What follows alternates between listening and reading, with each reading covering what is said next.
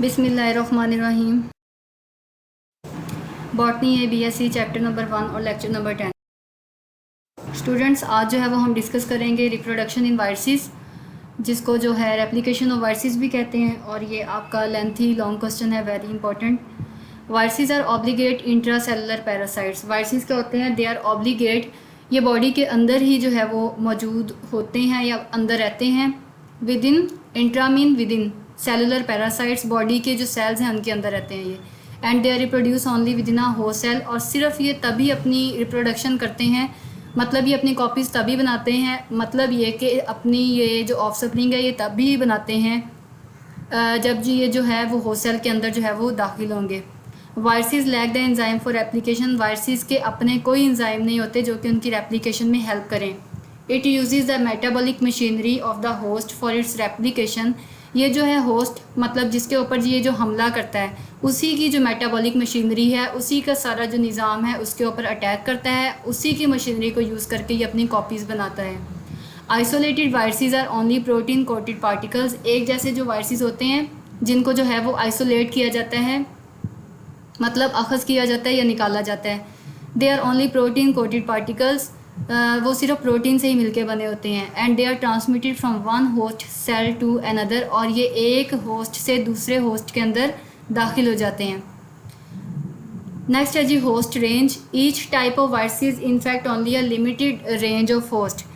Each type of viruses की जितनी भी जो टाइप्स हैं, they in fact only a limited range of host. एक ख़ास किस्म की, एक महदूद किस्म की, एक मखसूस किस्म की जो होस्ट हैं उनके ऊपर ये अटैक करते हैं। It is called the host range. ये उनकी होस्ट रेंज कहलाती है। मतलब वायरसेस जो है वो किसी भी चीज़ के ऊपर जो है वो इस तरह मुंह उठा के जो है अटैक नहीं करते। ख़ास किस्म के उनके रिसेप्टर्स उनको मिलेंगे तो तभी जो है वो हमला करेंगे।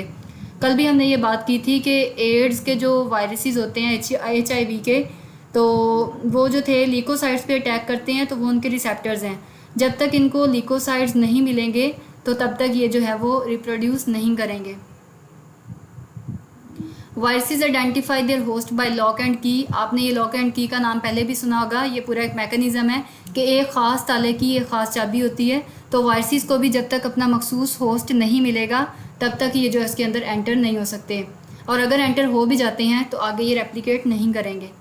There are specific receptor molecules on the host cell.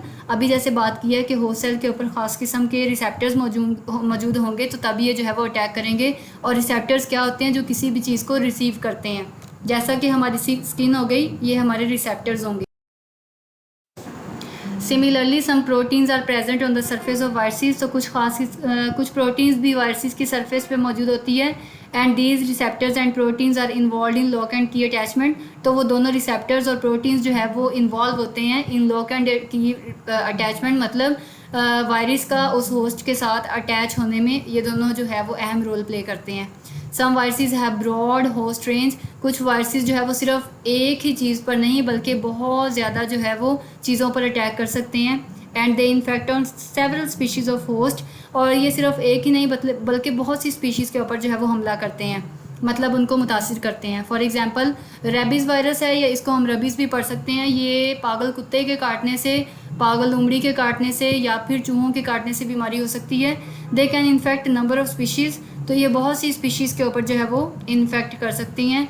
Some species have narrow host range. कुछ जो स्पीशीज़ हैं वायरसेस की वो कम जो है वो होस्ट रेंज उनके होते हैं, मतलब मखसूस किस्म के ही होते हैं जिनके ऊपर ये इफ़ेक्ट करते हैं या इन्फेक्ट करते हैं। They infect on this single species. For example phage virus. Phage का आपने नाम सुना हुआ है, बैक्टीरियोफेज है ऐसा वायरस जो कि बैक्टीरिया को ईट करता है, उसको फेज कहते हैं। And they infect only E coli. और ई कोलाई क्या है? हमारे पास वही बैक्टीरिया जिसको हम प्रोनाउंस कर सकते हैं एस्चर्चिया कोलाई, उसके ऊपर ये अटैक करेगा। There are following stages of infection and replication of viruses. तो मुख्तलिफ स्टेजेस हैं जी वायरसेस की अटैक करने की, जिसको हम बारी बारी अब डिस्कस करेंगे। तो पहला स्टेप इसमें है हमारे पास पेनिट्रेशन का। पेनिट्रेशन मतलब आप लोग इस चीज़ का अंदाज़ा इस एग्जांपल से लगा सकते हैं कि सबसे पहले जब हमने किसी के घर जाना हो तो सबसे पहले हम जाते हैं, फिर दरवाज़ा नॉक करते हैं, देन हम एंटर होते हैं। तो सेम काम वायरसेस का भी यही है कि सबसे पहले वो अपनी ख़ास किस्म की चीज़ को ढूंढता है, और फिर जो है वो उसके ऊपर जाके उसको अपनी अटैचमेंट करता है और देन रेप्लिकेशन करता है। आपको डायग्राम्स कुछ नज़र आ रही हैं, तो इसमें जो है सबसे पहला पॉइंट हमारा अटैचमेंट का है। उसके बाद जो है वायरसेस पेनिट्रेट करेंगे और फिर जो है उसकी अनकोटिंग होगी। अनकोटिंग इसलिए होनी है ताकि जो है वो अपनी अंदर जो भी इन्फेक्शन उसने कॉज करना है वो आगे रेप्लिकेट हो सके, आगे कॉपीज़ बन सकें और देन उसकी जो है वो रिलीज़ हो जाए और फर्दर आगे बीमारी फैलाना शुरू कर दे। तो फोर्थ पॉइंट इसका बायोसिंथेसिस का। नेक्स्ट इसकी असेंबली होगी, मतलब जितनी भी अंदर कॉपीज़ बन गई हैं वो दोबारा से ज्वाइन होंगी और नेक्स्ट आप देख सकते हैं कि उनकी रिलीजिंग हो रही है कि एक सेल को तो उन्होंने तबाह कर दिया है, आगे जो है वो रिलीज़ होना शुरू हो गए हैं और बहुत ज़्यादा इससे कॉपीज़ बनना शुरू हो जाएंगी। नेक्स्ट डायग्राम आपके ये चैप्टर में भी है और इस लेसन में भी है, तो ये आपने ज़रूर बनानी है कि हमारे पास जो है सबसे पहले आपको बाहर डायग्राम के जो है एक वायरस नज़र आ रहा है जिसने जो है एक बैक्टीरिया के ऊपर जो है वो इन्फेक्ट करना है। तो इसके कैप्सिड्स भी आपको नज़र आ रहे हैं, न्यूक्लिक एसिड भी मौजूद है अंदर, इन्वेलप भी मौजूद है। तो क्या है, इसने अटैक किया है, देखें ये किसी चीज़ के साथ जाके चिपक गया है, ठीक है। और बाहर आपको स्पाइक्स नज़र आ रहे हैं जी, कांटे से बने हुए हैं जिसकी मदद से ये अटैच हुआ है। तो क्या होगा, इस HIV ने है, इस वायरस ने जो है वो बैक्टीरिया के ऊपर जो है वो हमला किया है, फिर आगे जब उसके साथ चिपक गया है तो अपनी अंदर वाली जो भी मशीनरी है ये उसको उसके अंदर जो है वो इंजेक्ट कर रहा है। देखें अपना वायरल जीनोम, फिर आगे जो है वो टेम्पलेट स्ट्रैंड, उसका DNA या RNA जो भी स्ट्रैंड है, फिर आगे उससे जो है वो कॉपीज़ बनना शुरू हो गई हैं। फिर अंदर जब बहुत ज़्यादा कॉपीज़ बन गई हैं तो वो आगे रेप्लिकेट करना शुरू हो गई और देखें अब ये बॉडी से जो है वो बाहर की तरफ निकलना शुरू हो गया है, एक न्यू वायरस बन गया जिसने आगे जाके जो है वो बीमारी फैलानी है। अब इसका मैकेनिज़्म क्या है जी? Mechanism of penetration is different in different species.